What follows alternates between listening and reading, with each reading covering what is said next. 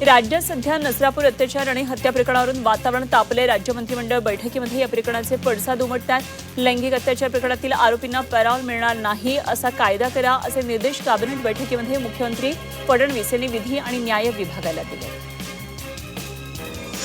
नसरापूर अत्याचार आणि हत्या प्रकरणावर मनसे अध्यक्ष राज ठाकरेंनी सोशल मीडियावर पोस्ट करत संताप व्यक्त केला। आरोपीला सरकारनं कायदा काय सांगतो किंवा अजून कोण काय म्हणेल याचा विचार न करता हाल करून संपवावं असं राज ठाकरे यांनी या पोस्टमध्ये म्हटलंय। पश्चिम बंगालची निवडणूक ही प्रचंड गाजली। यंदा या ठिकाणी भाजपनं मोठा विजय मिळवला तर ममता दीदींच्या 15 वर्षाच्या सत्तेला सुरुंग लावला। मात्र आता सर्वात मोठा प्रश्न निर्माण झाला तो म्हणजे मुख्यमंत्री कोण। तेव्हा भाजपनं या निवडणुकीमध्ये मतदानापूर्वी कुठलाही चेहरा मुख्यमंत्री म्हणून जाहीर केलेला नव्हता। त्यामुळे बंगालचा नवा बॉस कोण होणार याकडे आता लक्ष लागलंय। छत्रपती संभाजीनगरमध्ये विकासासाठी मुख्यमंत्री देवेंद्र फडणवीस यांनी वाळूज परिसरातलं भूसंपादन, शासकीय जमिनींचं हस्तांतरण आणि सिडकोमार्फत निधी उभारण्याच्या प्रस्तावांना मंजुरी दिली। विकास योजनांमधील फेरबदल प्रक्रिया अधिक वेगवान व्हावी यासाठी विशेष अधिकार महानगर आयुक्त आणि कार्यकारी समितीकडे सोपवण्यात आले। मुंबईचे महापौर रितू तावडे यांनी मुंबई उपनगरातल्या विविध नाल्यांच्या सफाईची पाहणी केली। भांडूप, मलूण, घाटकोपर, साकीनाका या परिसरातल्या महत्त्वाच्या नाल्यांवर किती टक्के नालेसफाई झाली याची माहिती त्यांनी घेतली। त्यांनी नालेसफाईसह विविध विषयांवर यावेळी प्रतिक्रिया दिली।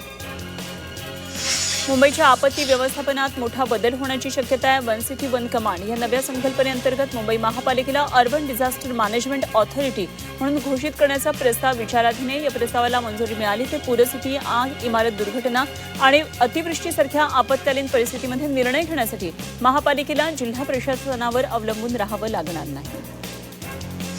देशातल्या पहिल्या स्वयंचलित दरवाजे असलेल्या लोकलच्या चाचण्यांना आता सुरुवात झालेली आहे आणि उत्तर प्रदेशमध्ये झांसी विभागांतर्गत खजुराहो महोबा या 63 किलोमीटरच्या मार्गावर अत्याधुनिक रेकची सखोल चाचणी सुरू आहे। छतरपूर जिल्ह्यालगतचा हा मार्ग तुलनेनं कमी वाहतुकीचा आहे आणि या ठिकाणी चाचणी घेण्यात येते। मुंबई महापालिकेच्या घनकचरा व्यवस्थापन विभागानं मुलुंड, लालबाग, परळ परिसरातला कचरा संकलन आणि तो डम्पिंग ग्राउंडवर पाठवण्यासाठी कंत्राटदाराची नियुक्ती केली आहे। यासाठी 7 वर्षांमध्ये त्यांना 718 कोटी रुपये मोजदार देणार आहे। मुंबईत विद्याविहार इथं बाधित होणाऱ्या 213 झाडांच्या बदल्यामध्ये महापालिका 2278 झाडं ही पनवेल परिसरातल्या करंजा इथं 2 हेक्टर जागेवर लावणार आहे। मुंबईत झाडं लावण्यासाठी महापालिकेकडे जागा उपलब्ध नाहीये त्यामुळे हा निर्णय घेण्यात आलाय। मात्र मुंबईतील झाडं तोडल्यानं पर्यावरणाचं होणारं नुकसान हे पनवेलला झाडं लावून कसं भरून निघणार असा प्रश्न उपस्थित होतो। छत्रपती संभाजीनगर महापालिकेची आर्थिक स्थिती ही नाजूक आहे आणि यापुढे अत्यावश्यक कामांनाच प्राधान्य दिलं जाईल असं प्रशासनानं जाहीर केलं होतं। मात्र स्थायी समितीच्या बैठकीसमोर जवळपास 3.5 कोटींच्या उधळपट्टीचे प्रस्ताव प्रशासनाकडूनच ठेवण्यात आलेले आहेत। छत्रपती संभाजीनगरमध्ये 1 मे 2026 पासून एसटी महामंडळानं आपली बस आपली सेवा अभियान हाती घेतलेलं आहे। प्रवाशांच्या तक्रारीचं निराकरणासाठी स्वतंत्र यंत्रणेसह अनेक उपक्रम राबवले जाणार आहेत। बस सुटण्यापूर्वी चालक वाहक स्वतःची ओळख करून देऊन प्रवाशांना प्रवासाचा मार्ग सांगतात, थांबे आणि अपेक्षित वेळ याची माहिती देतात। छत्रपती संभाजीनगरमध्ये आरापूर एमआयडीसीसाठी 3 गावांमध्ये 762 हेक्टर जमिनीच्या संयुक्त मोजणीला सुरुवात झाली आहे आणि यासाठी एमआयडीसी, भूमी अभिलेख, महसूल आणि कृषी विभागातील अधिकाऱ्यांची 4 पथकं तयार करण्यात येणार आहेत। ही पथकं शेतकऱ्यांसोबत संवाद साधणार आहेत। वाशिमच्या काटेपूर्णा अभयारण्यामध्ये वाढत्या पाणी टंचाईच्या पार्श्वभूमीवर वनविभागानं वन्यजीवांसाठी विशेष उपाययोजना केल्या। कडक उन्हाळ्यामुळे नैसर्गिक पाणवठे आटण्याची शक्यता निर्माण झाली आहे आणि अभयारण्यामध्ये टँकरद्वारे पाण्याचा पुरवठा वाढवण्यात आलेला आहे। वनविभागाकडून विविध भागामध्ये शेकडो कृत्रिम पाणवठे तयार करण्यात आले।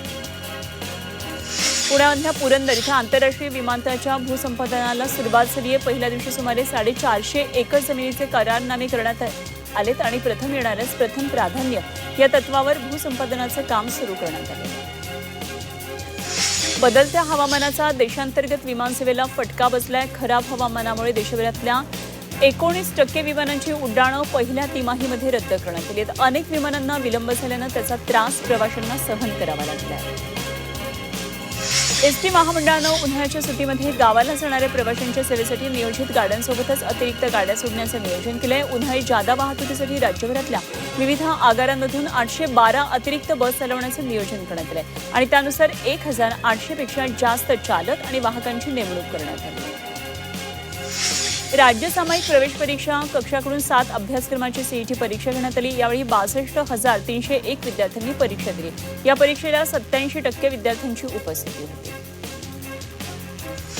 राज्य माध्यमिक आणि उच्च माध्यमिक शिक्षण मंडळानं 12वी परीक्षेचा निकाल हा ऑनलाईन जाहीर केला। या परीक्षेत अनुत्तीर्ण विद्यार्थ्यांना पुन्हा संधी देण्याच्या दृष्टीनं राज्य मंडळाकडून पुरवणी परीक्षा ही जून जुलै 2026 मध्ये घेण्यात येणार आहे आणि ऑनलाईन पद्धतीनं आजपासून अर्ज करता येणार आहे।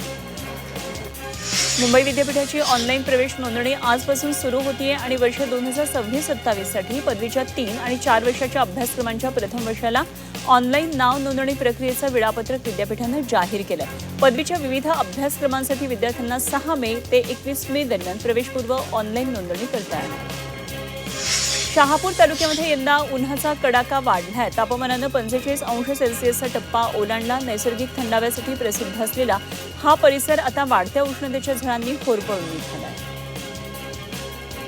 पुणे परिसरात उन्हाचा चटका आता वाढणार आहे। कमाल तापमानाचा पारा 38 अंशांच्या आसपास नोंदवल्या। नागरिकांना उकाड्यापासून तात्पुरता दिलासा मिळालेला होता, मात्र आता पुढचे 3 ते 4 दिवस कमाल तापमानामध्ये पुन्हा वाढ होण्याची शक्यता आहे।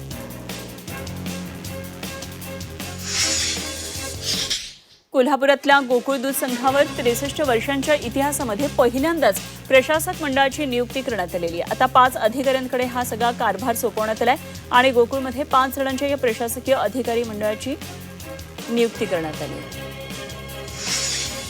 सांगली जिल्हा मध्यवर्ती बँक ही पश्चिम महाराष्ट्रामध्ये 1 नंबरची बँक असून भविष्यात महाराष्ट्रातल्या 1 नंबरची बँक कशी होईल यासाठी काम करण्याचं आवाहन करण्यात आले। राष्ट्रवादी शरद पवार गटाचे आमदार जयंत पाटील यांनी याबाबत आवाहन केलं।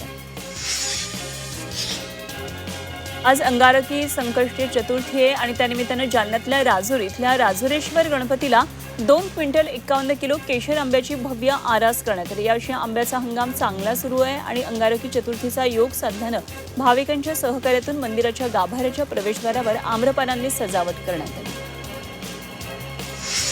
मुंबईमध्ये सिद्धविनायक मंदिरामध्ये अंगारकी चतुर्थीनिमित्तानं गणेशाच्या दर्शनासाठी येणाऱ्या भाविकांनी मोठी गर्दी केली आणि हे लक्षात घेता विशेष व्यवस्था या ठिकाणी करण्यात आली आहे। श्रींच्या दर्शनासाठी येताना कॅमेरा, लॅपटॉप आणू नये अशा सूचना भाविकांना देण्यात आल्या। वाशीमध्ये दिवसेंदिवस तापमानामध्ये वाढ होत आहे आणि तीव्र उकाड्यामुळे नागरिक हैराण आहेत। लिंबू सरबत, सोडा आणि उसाच्या रसासारख्या थंड पेयांची मागणी मोठ्या प्रमाणात वाढली आहे। लिंबाची मागणी वाढल्यानं दरामध्ये वाढ झाली आहे। वाशिमच्या मालेगाव तालुक्यामध्ये जवळका इथं भटक्या कुत्र्यांच्या उच्छादनानं भीतीचं वातावरण निर्माण झालं। कुत्र्यानं गावातल्या 10 महिला आणि पुरुषांना चावा घेतला। जखमींना तातडीनं उपचारासाठी रुग्णालयात दाखल करण्यात आलं। भटक्या कुत्र्यांचा तातडीनं बंदोबस्त करण्याची मागणी यावेळी ग्रामस्थांनी केली। हिंगोली जिल्ह्यामध्ये अनेक ठिकाणी वादळी वाऱ्यासह अवकाळी पावसानं हजेरी लावली। हवामान खात्यानं दर्शवलेल्या अंदाजानुसार हिंगोलीमध्ये सोसाट्याच्या वाऱ्यासह अवकाळी पावसानं जोरदार हजेरी लावली। अचानक आलेल्या पावसानं नागरिकांची तारांबळ उडाली। पावसामुळे उकाड्यानं हैराण झालेल्या नागरिकांना काहीसा दिलासाही मिळाला।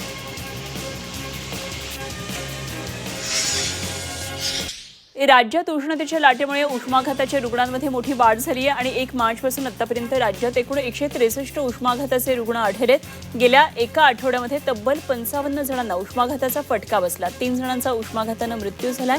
तर नागरिकांनी दुपारी घराबाहेर पडताना काळजी घ्यावी असं आवाहन हवामान विभागानं केलं। पुणे परिसरामध्ये उन्हाचा चटका आता वाढणार आहे। कमाल तापमानाचा पारा 38 अंशांच्या आसपास नोंदवलाय। नागरिकांना आता उकाड्यापासून तात्पुरता दिलासा मिळालेला होता, मात्र आता पुढचे 3 ते 4 दिवस कमाल आणि तापमानामध्ये पुन्हा वाढ होणार आहे। साताऱ्याच्या माण खटावमध्ये भीषण पाणी टंचाई आहे। 17 गावांना टँकरनं पाणी पुरवठा करण्यात येतो। टँकरची संख्या वाढवण्याची मागणी होतीये आणि ही संख्या न वाढवल्यास आंदोलनाचा इशारा देण्यात आला आहे। जळगावच्या यावल तालुक्यातल्या सातपुड्याच्या पर्वत रांगांमधल्या चारमळी पाड्यावरच्या भीषण पाणी टंचाईची बातमी झी 24 तासनं दाखवलेली होती आणि या बातमीची राज्याचे पाणी पुरवठा आणि स्वच्छता मंत्री गुलाबराव पाटील यांनी गंभीर दखल घेतली। गुलाबराव पाटील यांनी संबंधित अधिकाऱ्यांना खडसावलं आणि 2 दिवसांच्या आत पाईपलाईन करण्याच्या सूचना दिल्या। झी 24 तासनं चारमळी पाड्यावरच्या लोकांचा पाण्यासाठीचा संघर्ष समोर आणला होता।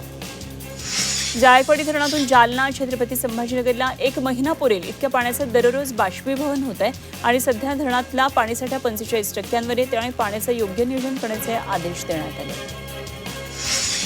हिंगोलीमध्ये राज्य उत्पादन शुल्क विभागाच्या इमारतीची दुरुस्ती झाली आणि अवघ्या 100 दिवसांमध्येच इमारतीला आता तडे गेले. शासनाच्या कोट्यवधी रुपयांच्या निधीमधून शहरामध्ये राज्य उत्पादन शुल्क विभागासाठी ही अत्याधुनिक इमारत उभारण्यात आली. मात्र 100 दिवस पूर्ण होण्यापूर्वीच प्रशासनाचा हा दावा फोल ठरला. इमारतीच्या समोरच्या मुख्य पिलरला भेगा पडल्यात, भिंतींना तडे गेलेले.